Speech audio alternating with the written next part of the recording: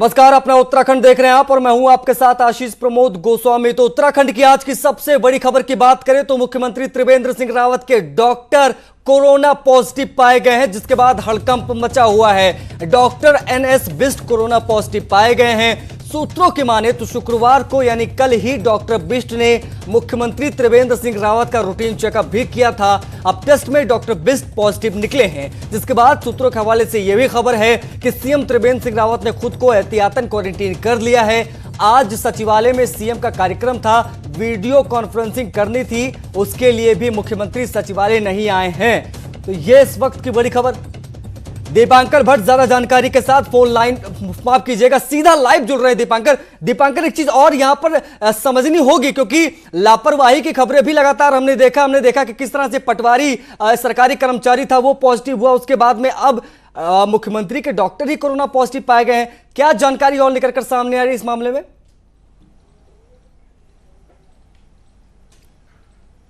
आशीष, इसमें कंफ्यूजन ज्यादा नजर आया। इसमें बृहस्पतिवार को यह बात कही गई कि एनएस बिष्ट नेगेटिव है, इसके अलावा कोरोनेशन का जो कुछ और स्टाफ भी है उसकी रिपोर्ट नेगेटिव है बृहस्पतिवार को। शुक्रवार यानी कल की जो बात रही, कल एनएस बिष्ट सीएम हाउस गए, जो सूत्रों के हवाले से खबर है, और जब उनकी रिपोर्ट नेगेटिव आई उसके बाद उन्हें सीएम हाउस बुलाया गया कि मुख्यमंत्री का वो रूटीन चेकअप कर ले, और जो एक होता भी है रूटीन चेकअप, उसके लिए वो गए। और उसके बाद कल शाम उनकी पॉजिटिव रिपोर्ट आई है। तो अब तो एनएस बिष्ट को तो आइसोलेट किया ही जाएगा, लेकिन सबसे बड़ी बात कि मुख्यमंत्री त्रिवेंद्र सिंह रावत का आज वीडियो कॉन्फ्रेंसिंग में शामिल होना था सुबह 10 बजे। वो वीडियो कॉन्फ्रेंसिंग इस वक्त सचिवालय में चल रही है। क्या मुख्यमंत्री का भी सैंपल लिया गया है? क्या मुख्यमंत्री का भी सैंपल लिया जाएगा अभी?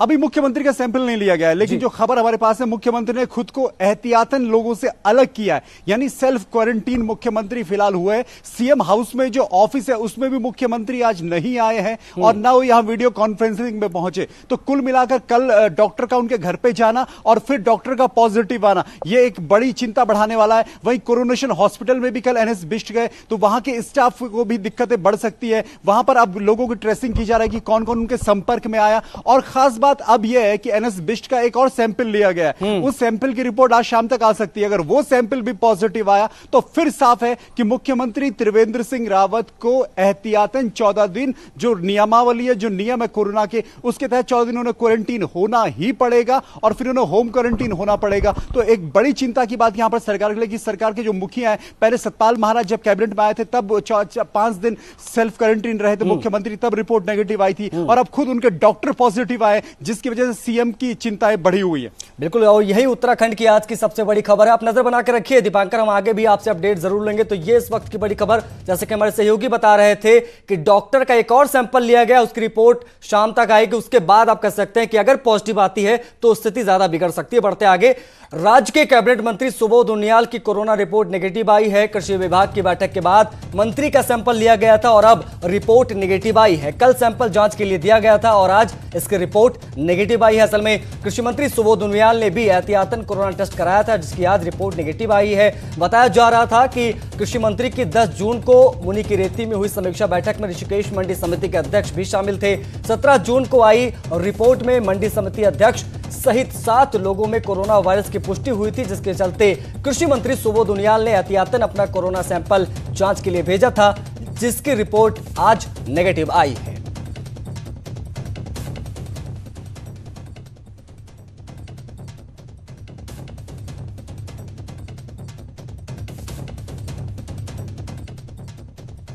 मैंने तो केवल एहतियातन करवाया था, अदरवाइज वो बैठक 10 तारीख को भी थी। और आपको ध्यान होगा 17 तारीख को मंडी के अध्यक्ष कोरोना पॉजिटिव पाए गए थे, लेकिन एहतियातन मैंने इसलिए करा दिया कि ताकि कम से कम कोई किसी तरह की भ्रम की स्थिति न बनी रहे। और मुझे जिस दिन मैंने टेस्ट कराया तब भी मालूम था कि मैं निगेटिव ही आऊँगा। सुनील नवप्रभात ज्यादा जानकारी के साथ फोन लाइन पर जुड़े हुए हैं। सुनील, बहुत बड़ी राहत की खबर कहेंगे मंत्री जी के लिहाज से अगर देखें तो? बिल्कुल आशीष, खासकर जो मंत्री सुबोध उनियाल है, कृषि मंत्री, वो पहले भी एक बार बाल बच्चे हैं जब मंत्री सतपाल महाराज कोरोना पॉजिटिव पाए गए थे। तो उस कैबिनेट बैठक में जिसमें मंत्री सतपाल महाराज ने शिरकत की थी, खुद सुबोध उनियाल भी मौजूद थे। और सतपाल महाराज के कोरोना पॉजिटिव आने के बाद उन्होंने खुद को 7 दिन के लिए क्वारंटीन कर दिया था और 7 दिन के क्वारंटीन पीरियड के बाद ही उन्होंने आना जाना शुरू किया। और एक बार फिर से वो जिसकी जद में आते आते बचे हैं कि जो कृषि मंडी जो सब्जी मंडी ऋषिकेश के जो अध्यक्ष हैं वो कोरोना पॉजिटिव आए, उससे पहले खुद सुबोध उनियाल उनके संपर्क में आए थे। इसीलिए उन्होंने एहतियातन कोरोना का सैंपल, कोरोना का टेस्ट करवाया और वो रिपोर्ट अब पॉजिटिव आई है। तो अब मंत्री ने नेगेटिव आई है, माफ कीजिएगा। अब मंत्री ने राहत की सांस ली है क्योंकि कोरोना का जो लगातार संकट गहरा रहा है उसके जद में कई बार सरकार के लोग भी आते आते बचे हैं, इसलिए एहतियातन ये सैंपल रिपोर्ट जो आई इसके बाद मंत्री ने राहत की सांस ली है। बहुत बहुत शुक्रिया इन तमाम जानकारियों के लिए। सुनील, हमारे सहयोगी बता रहे थे कि किस तरह से ये मीटिंग हुई, उसके बाद में मीटिंग में बैठे 7 लोग जो थे वो कोरोना पॉजिटिव निकले। उसके बाद सुबोध उनियाल ने, जो कि मंत्री हैं, कृषि मंत्री, उन्होंने अपना रिपोर्ट आया है उनका जो कि नेगेटिव है। एक बहुत बड़ी राहत की खबर। कोटद्वार के पास द्वारीखाल ब्लॉक के 3 गांवों को सील कर दिया गया है। कोरोना केस आने के बाद इन 3 गांवों को सील किया गया है। द्वारीखाल ब्लॉक अब तक कोरोना से अछूता था, लेकिन हाल ही में दिल्ली से गांव लौटी एक युवती में कोरोना की पुष्टि हुई है, जबकि एक दूसरे गांव में भी 2 युवक कोरोना पॉजिटिव पाए गए हैं। वहीं यमकेश्वर इलाके में भी एक व्यक्ति में कोरोना की पुष्टि हुई है, जिसके बाद से तीनों गांवों को सील कर दिया गया है। स्वास्थ्य विभाग की टीम की ओर से ग्रामीणों के सैंपल लिए जा रहे हैं, साथ ही प्रशासन की ओर से सभी की मॉनिटरिंग भी की जा रही है। कोरोना पॉजिटिव मरीजों को कोटद्वार बेस अस्पताल में बने आइसोलेशन वार्ड में एडमिट किया गया है। द्वारीखाल ब्लॉक में हम लोगों ने 2 गांव सील किए हैं। एक है ग्राम कठुरबड़ा और दूसरा है ग्राम सभा कोठार का ग्राम मल है। इसके अलावा जो हमारे यमकेश्वर ब्लॉक है उसका हमारा एक गांव है ग्राम माला, जिसको हमने सील किया गया है। तो लास्ट 2 डेज में हमने 3 गांव सील किए हैं। हाल फिलहाल में मेरे पास 4 कोरोना पॉजिटिव केस आए हैं। तो उत्तराखंड में कोविड-19 की टेस्ट रिपोर्ट का इंतजार कर रहे प्रशासन और मरीजों के लिए अब महत्वपूर्ण खबर निकलकर सामने आई है, क्योंकि अब कोरोना टेस्ट के लिए लंबा इंतजार नहीं करना पड़ेगा। ऋषिकेश एम्स में आरएनए एक्सट्रैक्शन टेस्टिंग मशीन ने काम शुरू कर दिया है। एम्स के dean hospital officer professor UB Mishra ने बताया है कि एम्स में अत्याधुनिक आरएनए एक्सट्रैक्शन मशीन इंस्टॉल कर दी गई है, जिससे एक दिन में लगभग 400 सैंपल की जांच की जा सकती है। धीरे धीरे इसको 600 टेस्ट तक ले जाया जाएगा, जिस हिसाब से बढ़ाया भी जाएगा, जिससे मरीजों के साथ प्रशासन को भी फायदा मिलेगा। और इस मशीन के आने के बाद हमारा यह अनुमान है कि 400 सैंपल्स पर डे किए जा सकेंगे, जिनको कि अगले 15 से 20 दिन में 600 सैंपल्स तक बढ़ाया जा सकता है। तो इससे 2 एडवांटेज होंगे। एक तो जो भी कोविड का पेशेंट यहाँ एडमिट होता है उसको हम सेम डे रिपोर्ट दे सकते हैं। कोटद्वार के गोविंद नगर इलाके में अब रैपिड टेस्ट के जरिए कोरोना पॉजिटिव लोगों की पहचान की जाएगी। इलाके में 50 से ज्यादा सैंपल लिए गए हैं, जिसके आधार पर आगे के कदम उठाए जाएंगे। बता दें कि गोविंद नगर इलाके में एक ही परिवार के 5 सदस्य कोरोना पॉजिटिव पाए गए हैं, जिसके बाद से इलाके को सील कर दिया गया है। एसडीएम कोटद्वार का कहना है कि गोविंद नगर में स्वास्थ्य विभाग की टीम लगातार सभी की मॉनिटरिंग कर रही है। साथ ही सत्ती चौड़ इलाके के भी कोरोना मरीजों को पाया गया था, जिसके बाद वहां भी पूरे परिवार के सदस्यों को क्वारंटीन किया जा चुका है। उस पे फोकस किया जा रहा है, वो पूल सैंपलिंग पे और रैपिड टेस्ट किट पे किया जा रहा है। और जो हेल्थ अथॉरिटीज है उनके द्वारा अवगत कराया गया है कि आज वहाँ पे तकरीबन 50 लोगों का सैंपल रैपिड टेस्ट के माध्यम से लिया जाएगा। और इसके बाद जो ये सैंपलिंग की गई है इनके रिपोर्ट के आधार पे और हेल्थ डिपार्टमेंट के जो नॉर्म्स हैं उसके आधार पे जो हमारे पास आख्या आएगी उसमें फिर हम आगे और बढ़ेंगे। चंपावत के पास लोहा घाट में आपसी विवाद में महिला को बाल पकड़कर सड़क पर पीटने का एक वीडियो वायरल हो रहा है। वायरल वीडियो मीना बाजार का बताया जा रहा है, जिसमें किरायादार मकान मालिक के बीच विवाद के बाद मारपीट की एक घटना सामने आई। वहीं इस मामले में चंपावत एसपी लोकेश्वर सिंह का कहना है कि मामला शुक्रवार देर शाम का है। दोनों पक्षों की कंप्लेंट के बाद मुकदमा दर्ज किया जा चुका है। कल शाम को मीना बाजार लोहा घाट में 2 पक्षों के बीच दुकान को लेकर एक विवाद हुआ, जिसमें दोनों पक्षों का आपसी झगड़ा हुआ। उसमें मौके पर पुलिस गई। पुलिस ने दोनों पक्षों को बुलाकर उसमें कंप्लेंट ली गई है, उसमें एफआईआर दर्ज की गई है और अग्रिम कार्रवाई पुलिस के द्वारा इसमें की जा रही है। बड़ी खबर आ रही है टिहरी से, उसकी बात करते हैं तो यहां नगुड़ भवान रोड पर एक कार हादसे का शिकार हो गई। देर रात हुए इस हादसे में एक कार सवार की मौत हो गई, जबकि एक गंभीर रूप से घायल है। घायल की हालत गंभीर बताई जा रही है। ग्रामीणों की मदद से दोनों को निकाला गया। कार देहरादून से उत्तरकाशी जा रही थी और कार की हालत देखकर आपको अंदाजा लग सकता है कि हादसा कितना भीषण रहा होगा। अब घायल की हालत गंभीर बताई जा रही है, जबकि एक शख्स की मौके पर ही मौत हो गई थी। रुद्रपुर के ट्रांजिट कैंप के घर में घुसकर युवक की गोली मारकर हत्या कर दी गई। मृतक समीर विश्वास के परिजनों ने मृतक की पत्नी पर प्रेम प्रसंग के चलते हत्या करवाने का आरोप लगाया है। वहीं जानकारी के मुताबिक पुलिस ने मृतक की पत्नी को हिरासत में ले लिया है। शव भी कब्जे में लेकर पुलिस जांच में जुट गई है। वारदात बीती रात की बताई जा रही है और घर में घुसकर ही युवक को गोली मारी गई। मेरे बहू का एफआईआर काफ़ी पहले से एक लड़का विश्व नाम का लड़के के साथ उसका एफआईआर था और ये कई बार इस मामले को हम लोगों ने जो है पंचायत में भी समझाया। उसके बाद कई बार क्या हुआ, पैसे चोरी करके समीर के वहाँ से पैसा चोरी करके वो बहू उसको देता था। हल्द्वानी में बनने वाले प्रदेश के सबसे बड़े चिड़ियाघर और आईएसबीटी का काम एक बार फिर से अधर में लटक गया है। कोरोना की वजह से इन दोनों प्रोजेक्ट्स के बजट पर कैसे भारी पड़ता दिख रहा है, बता रहे हैं हमारे सहयोगी शैलेंद्र नेगी।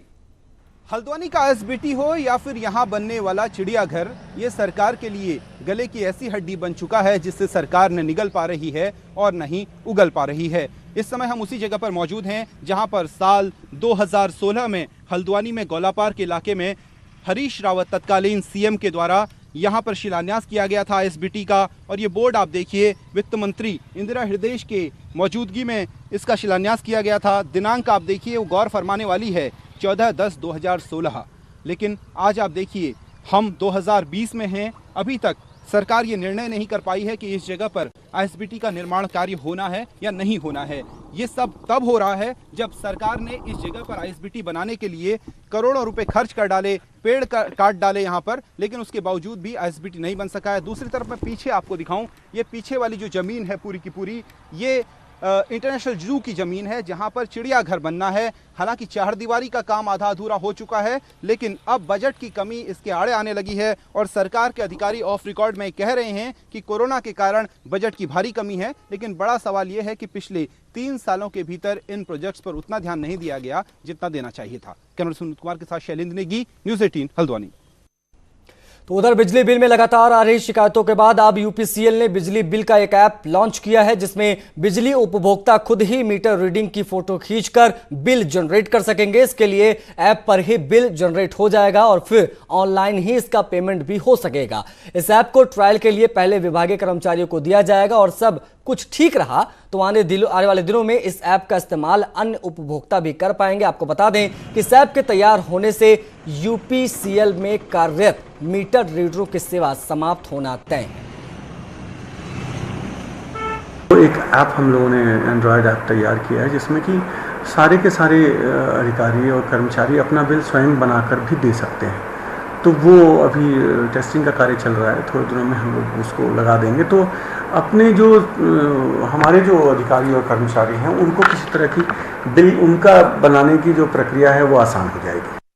ऊर्जा निगम के लिए बकाया बिजली बिल वसूली चुनौती का विषय बन गया है। कोरोना महामारी के चलते देश में 22 मार्च से लॉकडाउन हो गया है, जिससे ऊर्जा निगम अपने उपभोक्ताओं से बिजली का बकाया वसूल नहीं कर पाया और मार्च महीने में करीब 50 करोड़ का नुकसान हुआ है। अब मई महीने में एक बार फिर से वसूली का अभियान शुरू कर दिया गया था। साथ ही कोरोना महामारी को देखते हुए सरकार द्वारा जारी गाइडलाइंस के मुताबिक ही काम किया जा रहा है, लेकिन लॉकडाउन में बिजली चोरी की भी शिकायतें मिली। अब धीरे धीरे सभी चीजें सामान्य होती नजर आ रही हैं और विभाग जल्द ही अपना लक्ष्य भी पूरा करेगा।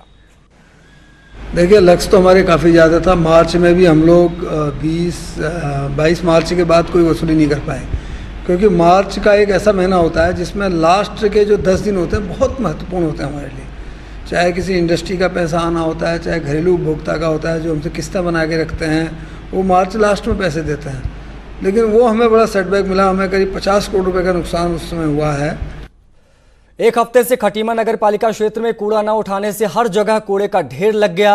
वहीं बढ़ती गर्मी और बारिश के बीच कूड़े की बदबू से लोग परेशान हो गए, जिसके बाद नगर पालिका के खिलाफ लोगों का गुस्सा भी दिखाई दिया और वार्डों में सभासद धरने प्रदर्शन करने लगे। वहीं शहर से कूड़ा न उठने के लेकर नगर पालिका ईओ हमेशा की तरह कूड़ा फेंकने के लिए जगह ढूंढने की बात कह रहे हैं। यहाँ पर 8-10 दिन से लगातार कूड़ा पड़ रहा है। बार बार नगर पालिका अधिकारी से, चेयरमैन से कहते थक गए, कोई सुध नहीं ले रहा है। ये खटीमा की सब्जी मंडी है, ग्रामीण क्षेत्र से लेकर शहर तक की 10,000 आदमी डेली अपलोड करता है। यहाँ महामारी फैली पड़ी है, बदबू को हमारे ठिकाना नहीं है। तो मैंने लोकेशन की कहाँ कूड़े की जगह होनी चाहिए और वहाँ की स्थिति क्या है, मैं वहाँ भी गया था जहाँ की व्यवस्था मैंने कर रखी थी इससे पहले, और वहाँ की सिचुएशन देखी मैंने। तो अब दूसरी जगह के लिए भी मैं कल लोकेशन देख के आया हूँ और उस पर चर्चा हो रही है और ये कूड़ा उठने का जो है बहुत ज़रूरी है और उठ जाएगा। तो वन विभाग का फायर सीजन 15 जून को खत्म हो चुका है, लेकिन अभी भी जंगल धू धू कर जल रहे हैं और वन विभाग बेखबर बना हुआ है।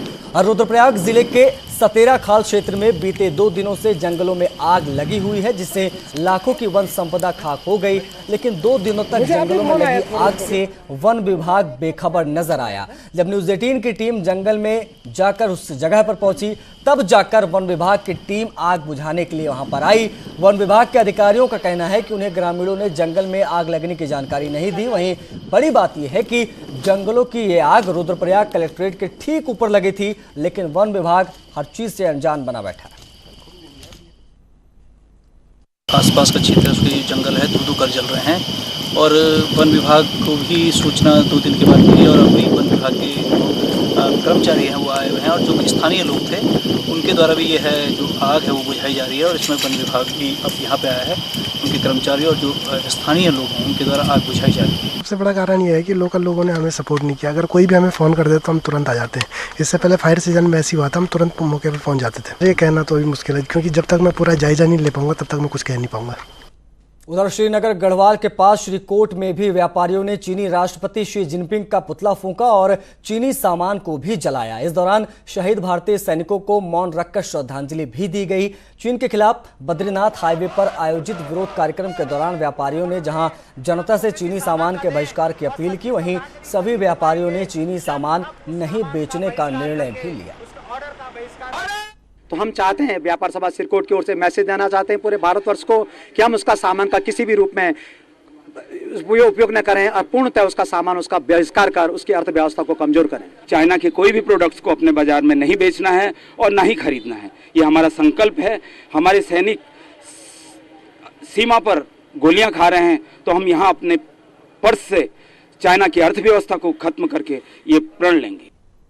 हल्द्वानी में फॉरेस्ट रिसर्च सेंटर ने चीन सीमा पर शहीद हुए सैनिकों को फलदार पौधे के जरिए श्रद्धांजलि दी है। यहां शहीदों की याद में सेंटर ने बना डाली है गलवान शहीद वाटिका। इस वाटिका में शहीदों को याद किया गया है और शहीदों की श्रद्धांजलि भी दी गई है। शहीद हुए भारतीय वीर सैनिकों को तरह तरह से चीन सीमा पर शहीद हुए भारतीय सैनिकों को तरह तरह से श्रद्धांजलियां दी जा रही हैं। लोग अपने अपनी तरफ से ऐसे नायाब तरीके खोज रहे हैं जिससे वीर सैनिकों की शहादत को याद किया जा सके। हल्द्वानी में जो फॉरेस्ट रिसर्च इंस्टीट्यूट है उसने गलवान घाटी में शहीद हुए शहीदों की याद में इस तरीके की एक वाटिका बना दी है। आप कैमरे की निगाह से देखिए, छोटे छोटे वृक्ष लगा दिए गए हैं और 20 वृक्ष यहाँ पर लगाए गए हैं और कैसे ये श्रद्धांजलि देना चाह रहे हैं। हमारे साथ फॉरेस्ट रिसर्च इंस्टीट्यूट के प्रभारी मदन बिष्ट जी मौजूद हैं। सर, किस तरीके की श्रद्धांजलि आप देना चाह रहे हैं इन पेड़ों के जरिए, क्या मैसेज देना चाह रहे हैं? जो अभी हाल में जो घटनाक्रम हुआ है उसमें जो हमारे जवान शहीद हुए हैं उनकी याद में हमने यहाँ पर 20 पौधे लगाए हैं। इन 20 पौधों में अलग अलग तरह के पौधे इसमें लगे हुए हैं। पीपल लगा हुआ है, बरगद लगा हुआ है, जामुन लगा हुआ है, अमलतास लगा हुआ है, बेड़ू लगा हुआ है। मुख्यतः इसमें कॉन्सेप्ट है कि फलदार ऐसे वृक्ष लगाए गए हैं जिनमें फल फूल आएंगे और आने वाले हमारी चिड़िया, हमारे वन्य जीवन या आम जनमानस को भी इसका फल मिल पाएगा, ताकि उन शहीदों को हम याद करते रहें और उनके लिए एक सच्ची श्रद्धांजलि के स्वरूप हम इस वाटिका को यहाँ पर स्थापित किया है। खास बात यह है कि इस वाटिका में जो पौधे लगाए गए हैं उनमें अब नेम प्लेट्स लगेंगी। जितने शहीद हुए उन शहीदों की नेम प्लेट लगेंगी और उन पेड़ों को उन्हीं शहीदों के नाम से जाना जाएगा। इससे पहले फॉरेस्ट रिसर्च इंस्टीट्यूट और भी नायाब प्रयोग कर चुका है। पुलवामा के शहीदों के नाम भी एक वाटिका बना चुका है, तो अपने आप में एक नायाब तरीका है। कैमरा पर्सन कुमार के साथ शैलेंद्र नेगी, न्यूज़ 18 हल्द्वानी। चीन के भारतीय सैनिकों पर किए गए हमले का विरोध पूरे देश में किया जा रहा है, तो वहीं अब काशीपुर में भी व्यापारियों ने चीनी उत्पादों का विरोध शुरू कर दिया है, जिसके चलते व्यापारियों ने अपनी दुकान के बाहर पोस्टर लगाकर चीनी सामान का बहिष्कार किया है। साथ ही व्यापारियों ने केंद्र सरकार से भारत में बने सामान पर टैक्स कम करने और चीन से आने वाले सामान पर टैक्स बढ़ाने की मांग की है, जिससे लोग भारत में बने सामान को खरीदें और चीन को आर्थिक तौर पर भी नुकसान पहुंचाया जा सके। चाइना के प्रोडक्ट मेड इन चाइना लिखा हुआ है, उसका फ़ौरन से फ़ौरन पहले बहिष्कार करना चाहिए। जहां पर भी दुकान पर है उसे वहां से माल को हटा देना चाहिए, या जैसे भी उसको डिस्क्रीज करना चाहिए, जैसे भी करके उसे ख़त्म कर देना चाहिए चाइना के माल को। उससे चाइना के ऊपर बहुत बड़ी एक मार पड़ेगी। टिहरी में भी चीन के खिलाफ व्यापारियों ने विरोध प्रदर्शन किया और चीन के राष्ट्रपति का पुतला जलाया। व्यापारियों ने चीन को पड़ोसी दुश्मन बताया और चीन को मुंहतोड़ जवाब देने की मांग भी की है। व्यापारियों का कहना है कि चीन के सभी सामानों को वो बहिष्कार करते हैं और भारतीय सेना के शहीद जवानों को श्रद्धांजलि अर्पित करते हैं। आक्रोशित व्यापारियों ने भारत सरकार से वीर शहीदों के मौत का बदला लेने की मांग की। भारत में बड़ा आक्रोश है कि उन्होंने धोखे से हमारे वीर जवानों को शहीद किया है और धोखे से मारा है। इस चीज़ में हमें जो है बड़ा दुख है और पूरे भारत में आक्रोश। हम बहिष्कार करते हैं चाइना के सामान का। हम सब व्यापारी बहिष्कार करेंगे, कोई चाइना का सामान नहीं बेचेंगे और भारत के वीर सपूतों के लिए 2 मिनट का जो है मौन रखेंगे। जो चाइना बॉर्डर पे हमारे वीर जवान थे और चाइना ने उनके साथ में जो विश्वासघात किया है, उनको जो मौत के घाट उतारा, उसका पूरे देश में इसका आक्रोश है। हमारे वीर सैनिकों के साथ जो धोखा हुआ है और जो चाइना लगातार भारत के साथ जो धोखेबाजी कर रहा है, उसका हम विरोध करते हैं। खबरें और भी हैं, लेकिन वक्त एक छोटे से ब्रेक का, हम जल्द हाजिर होते हैं।